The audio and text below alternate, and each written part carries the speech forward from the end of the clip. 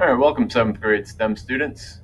At this point, you should have already saved that Project Lead the Way template into your directory on the H drive.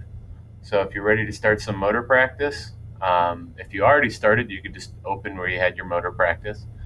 Or if you're starting a brand new program, just wanted to show you a couple things that we need to do all the time in RobotC.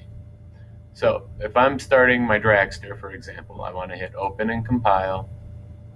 And I already have a dragster complete here, but we're not going to use that one. We're going to start with that template. So when I click on template, I hit open, and then it should give me that blank thing for my project title, team members, date, section, task description, pseudocode. All those things should be blank for the template.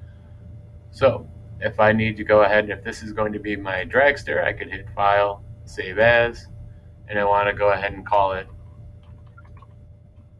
dragster, and I'm going to call this one dragster 2 because I already have a dragster file complete. So I'll hit here, save, and you could always double check on the drop down arrow. It should be in that H drive, and mine does say H drive, so that's a good thing.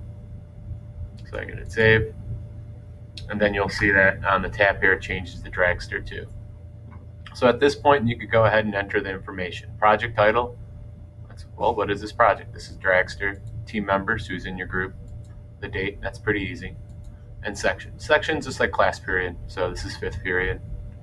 And then you have your task description, what is it that you have to do, and the pseudocode, you type in those as those basic commands. So this should help you when you go ahead and start your programming. Now every time you open Inventor, every time you open RobotC, you always want to make sure that you click on Robot, Platform Type, and you want to click on this Vex Robotics, and you always want this 2.0 Cortex.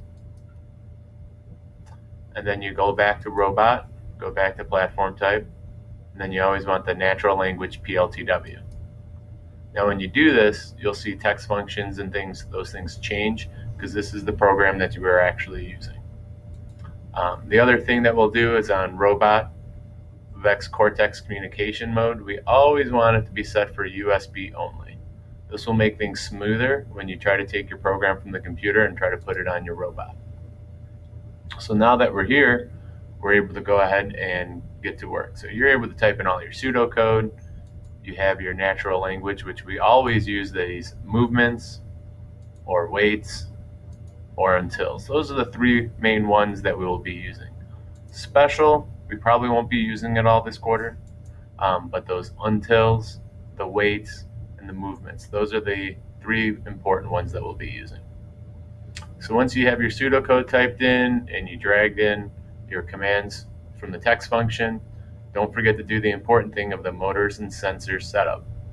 So you can see that here, and when you click, you have analog sensors, you have digital sensors, and you have motors. Anytime you use a motor, we always have this VEX 393 motor. That's the one we always use.